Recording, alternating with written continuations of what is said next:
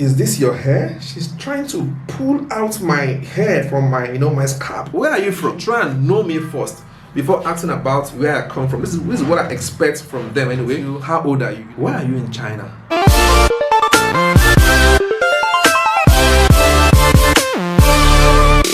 Hey guys, welcome once again. How are you guys doing? Should I say welcome or I should welcome myself? I'm the one coming to you guys, okay? Or you are the one coming to me. Whichever case it be. In my last video, I was talking about some kind of cultural difference between Nigeria and China, and I'm sure most of you that watched that video really enjoyed it. And if you've not watched that video, I'll ask you to go and watch that video so you can understand the kind of cultural difference that we have, which is common to Africa and also China. In that video, I used Nigeria as a case study because I'm in Nigeria, and in that video, I was not trying to make any country look better than the other. I'm only saying what I discovered, coming to this country, what I discovered between these two, countries that really shocked me. So, but today I'll be talking about some things as well that are still shocking me when it comes to being in China. And number one, when you see a Chinese person or when a Chinese person sees you for the first time, what they ask you first is, where are you from? 你是哪里人? 你是哪里人? Or 你是哪人呢? Where are you from? That's the first thing they ask you. It's really common here in China. When I came to China first, people asked me that question. I was like, what's wrong with this guy? Why are you asking me where am I from? You should greet me first. Then ask me where am I from, or ask me what's my name. You should try and know me first before asking about where I come from. This is what I expect from them anyway. And these things gets me upset initially, but over time I became used to it. I understood that this is their own kind of culture. I was asking them sometimes, I said, why do you guys always ask people about where they are from? That is your first interest. You don't want to know about their name, about how they are doing, or like, hello, how are you doing? No, it's where are you from? And they told me, oh, this is their culture, this is how they do, or they react to foreigners. So since then, I stopped getting upset. So the first thing they ask you when they see you, maybe in taxi, in the mall, and if they want to start with you a conversation, what they ask you first is, where are you from? Where are you from? It's really funny. These things sometimes they keep shocking me anyway, but I'm now used to them. I'm getting used to them. And when they ask me where am I from, I just tell them where I'm from, and some start asking you some questions. They ask you, how old are you? This kind of things in our country, nobody asks you how old are you. Someone that don't even know you, like he just asking you how old are you. They ask you, are you married? They ask you, do you have kids? They ask you, are you here to work or are you here to study? Even some even ask you, how much do you earn per month? It's really funny. I'm speaking like this, the northeastern language, but if it is the normal Mandarin, they will ask you, an average Chinese understand what I'm saying. Maybe some foreigners living here might not understand the local dialect of the northeastern China, but it's just almost the same, okay? They ask you things that are a little bit particular to you that nobody will go to ask you.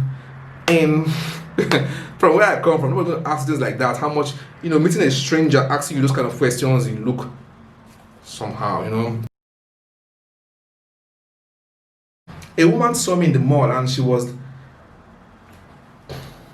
is this your hair? She's trying to pull out my hair from my scalp, trying to pull them out. I said, no, it's my hair. She said, no. And she came closer and tried to, look at my hair.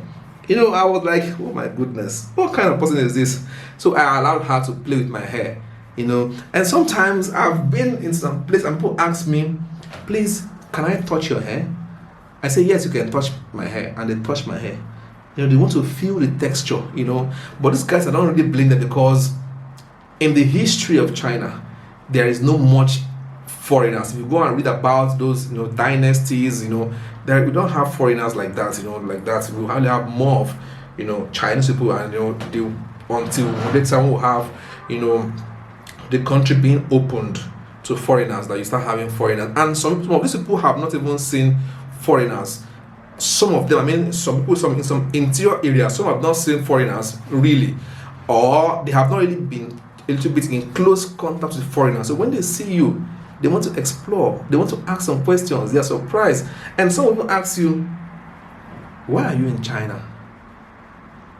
They are surprised that, what is a foreigner doing here? These kind of things, they still surprise me, or they still shock me till now. It's really fun, seeing things like this when you go sometimes out in the streets. People look at you and they were like, wow. And some say, oh, look at that foreigner. Look at that foreigner. It's really funny, it's really funny. Sometimes I just laugh at them, and sometimes I wonder why, but why? Why? But you can't help it out. And when you speak their language, oh my goodness, they are really, really intrigued. They get so much interested in you. If you want to do well in China, if you want to, mingle with the Chinese people and have with them some good kind of, relationship, try and speak the language. When they see a foreigner speaking the language, oh my goodness, they want to get close to you. They feel this, they feel at home, they feel safe. Each time I go out and I take a taxi with my wife, or maybe, sometimes I just tell them that I'm going to this place. They ask me, oh, what you chao shi, what you, I just speak just one word. They are really surprised when I speak. It's about the tone. You must speak with the right tone. No matter how you speak a language, if you don't have the real tone, you are speaking rubbish in their ear. It's not really good. So when you speak and you speak with the right tone, wow, they get amazed. They look at you and like, wow, a foreigner speaking like this, they are really surprised about, your language skills, So this is really important as well. So when you speak the Chinese language, my goodness, some people are going to come too close to you. I remember one day I was just moving when I was in the university. I was going somewhere. Yeah. So I was going back to my, as in where I live, because I live outside campus. Because going home from campus back to my home. So I was walking through a place, a barbecue, restaurant, and people were also outside there eating barbecue, and and some guys saw me and they said, hey, hello. They were trying to speak English to me, and one said, hey, ni hao, ni hao, ni hao. And I responded, I said, ni hao, hey, ni hao, and they were like, hey, come on, so you can speak our language. So we started speaking in Chinese, and they were really surprised, those guys, they said, sit down. I sat down with them, and they bought a lot of, stuffs, meat, and we started eating. Seriously, that day I ate with strangers I know nowhere. It's really funny. It's common here in China. I ate with strangers, they gave me, they said, order what you want to order. Just order. If anything you want to eat, I was just ordering, food. And I was with them, eating with them, and we're just talking about, China, about my school, about just talking, and because I could speak the language, but that's just by the side. But what I'm just saying about is that the language gives you access, when you can speak the language, you get, some kind of links, access, in this country. And maybe I'm going to add this to this fact, of language. When I was to, get a job after being, after leaving, after graduating from the university, after my master's degree, I was to be employed by a company. And when I went for the interview, they were interviewing me, and one of the boss asked me, can you speak Chinese? I said, yes. Well, who is for Zhongwen? They were really happy, and they now changed the atmosphere of the interview from English to Chinese. So I was interviewed, in Chinese language, and that really made them, they felt so much at home with me, and that was it. There's something also that I noticed, that's really, sometimes it surprised me. I'm just saying this, like, when in my country or where I come from, when you see spouse, they give themselves some pet name. Like the Igbos will say, Nkem.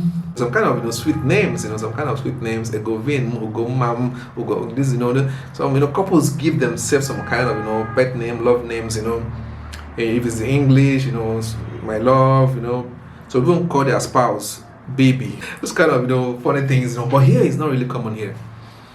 People call their spouse their name. I was asking, that's what I see here.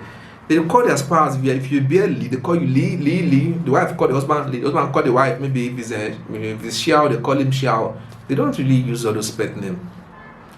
And I asked, why you don't call your spouse, you don't give him one love name, that's how we call it, that's how we do. We don't use those names. I'm like, you call him by his name. You don't try to paint his name, the real name, you don't have to twist the name. You just call him by his name. That's really surprising, That's what I saw here, and then, it's different. I don't know, but there's different thing, as regard, different areas. And one thing again that I've noticed, I'm not speaking this is randomly. Here they drink hot water. I know I'm in this northern part of China, but the way they drink hot water here is sometimes it baffles me. Where I come from, if it's cold, you drink hot water. But when it's not cold, you don't drink hot water. When it's hot, during sunshine, when the sun is very hot, you don't drink hot water. You drink chilled water. But here, people hardly drink chilled water. People drink hot water. Yeah, this is really good.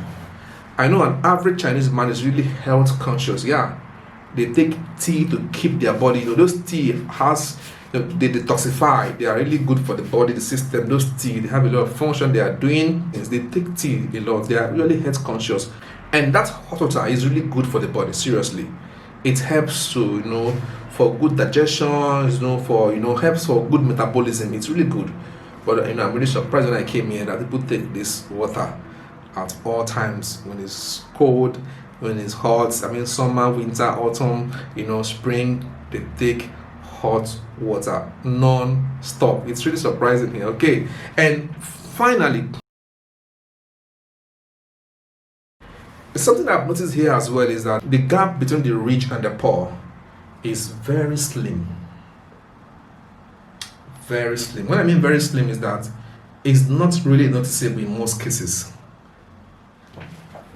Like where I'm living now, you can see the rich, the rich, they all live in this estate. Everywhere, the same everywhere, virtually everywhere.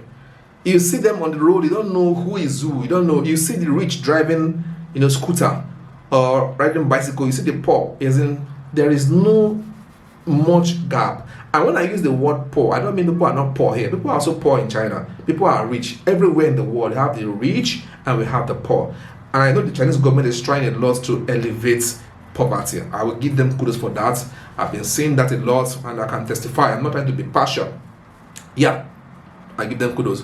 When you do good, it doesn't matter if you are Chinese, if you are Nigerian, if you're anywhere. If you do good, I'm going to say if you are doing good. All right. So the government is doing a lot, because why? I have a friend. The father is a local farmer.